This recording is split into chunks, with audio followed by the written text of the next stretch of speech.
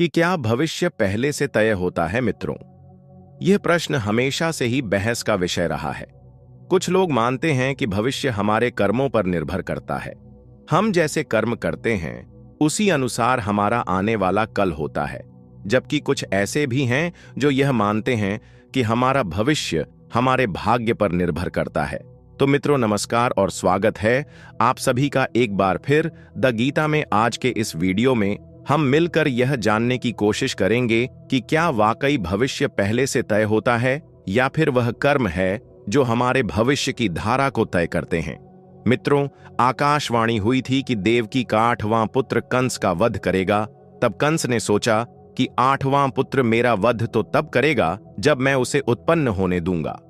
इस सोच के साथ कंस देवकी के पुत्रों को जन्म लेते ही मारता चला गया। लेकिन जब देवकी के 8वें पुत्र की बारी आई तो न सिर्फ उसने जन्म लिया बल्कि उसने अर्थात भगवान श्री कृष्ण ने कंस का वध किया। ऐसा इसलिए हुआ क्योंकि कंस का वध पहले से ही निश्चित था। कंस की मृत्यु कब होगी, कैसे होगी और किसकी हाथों होगी, यह उसके जन्म से पहले ही लिखा जा चुका था। सिर्फ फैंस ही नहीं बल्कि संसार में जन्म लेने वाले हर मनुष्य का भाग्य पहले से ही निश्चित होता है। मनुष्य का जन्म लेगा, उसके साथ क्या किया होगा, वह किसी परेशानी में फंसेगा, यह सब विधि का विधान है जिसे चाहकर भी कोई बदल नहीं सकता है।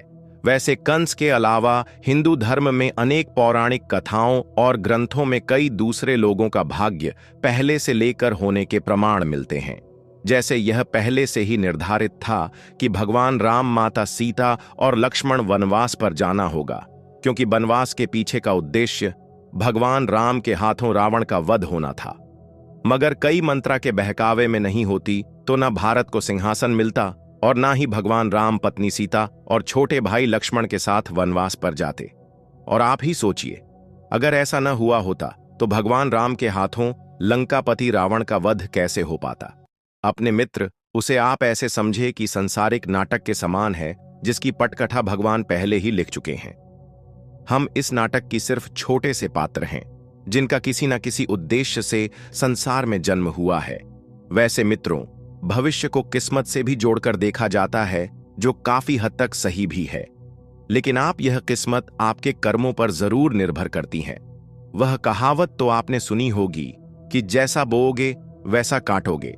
अगर आप अच्छे कर्म करते हैं तो आपके साथ भविष्य में अच्छा होता है, लेकिन अगर आपने अपने जीवन में हमेशा बुरा किया है तो आपकी किस्मत बुरी ही होगी।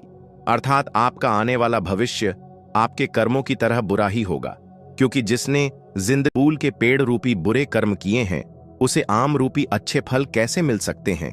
इसलिए हमारे शास्त्रों में हमेशा अच्छे कर्म करने की बात कही गई है, क्योंकि यह चक्कर में ही है जो हमें जन्म और मृत्यु के चक्र से बाहर निकाल सकते हैं। वरना बुरे कर्म करने वाले लोगों को भगवान के चरणों में भी स्थान नहीं मिलता है।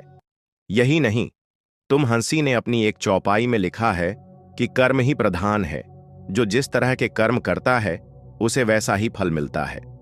मित्रों, जयवर्धने के हाथों कर्ण का वध हुआ था। तब अर्जुन ने कहा था कि मेरे हाथ कांप रहे थे। तब मुझे समझाया था कि मैं एक सदस्य को उसके भार से मुक्त कर रहा हूं, लेकिन यह क्या, आपने तो मेरे मस्तक पर अपने ही की हत्या का कलंक लगा दिया। तब श्री कृष्ण ने कहा कि मनुष्य को प्रकृति ने मनुष्य को प्राधिकरण में स्वस्थ पर लगेंगे सूख जाना है। इसका शीघ्र श्री कृष्ण ने धर्म और अधर्म, अन्याय के विरुद्ध और सब जानते हुए भी मैंने कई विकल्प चुनने का अवसर था, लेकिन उन्होंने हर बार दुर्योधन की मित्रता का चयन किया। ऐसे में बताओ मैं क्या करता हूं। भगवत गीता के किस अध्याय से हमें यह समझ आता है कि भगवान हमें बहुत बार अच्छे कर्म करने का विकल्प देते हैं, लेकिन हम ऐसा नहीं करते, जिसके बाद हम अपनी बुरी किस्मत पर रोने लगते हैं। तो मित्रों, अंत में बस यही कहूंगा कि भविष्य जरूर पहले से लिखा होता है, लेकिन भविष्य का लिखा जाना हमारे कर्मों पर ही निर्भर करता है। हमारे घर में अगर अच्छे होंगे तो हमारा आने वाला भविष्य भी अच्छा ही होगा, लेकिन अगर हमने बुरे कर्म, यह तो उसका फल मिलना निश्चित है। इसलिए हमें हमेशा अच्छे कर्म करने चाहिए। तो मित्रों, आज की वीडियो में बस इतना ही। उम्मीद करता हूं कि आपको यह वीडियो पसंद आई होगी। इसके साथ यह मुझे इजाजत दें, मैं फिर लौटेगा ऐसी ही आध्यात्मिक और धार्मिक जानकारियों के साथ तब तक के लिए देखकर यद गीता में टेल्स और हाँ, इस वीडियो को अंत तक देखने के लिए आपका बहुत बहुत धन्यवाद।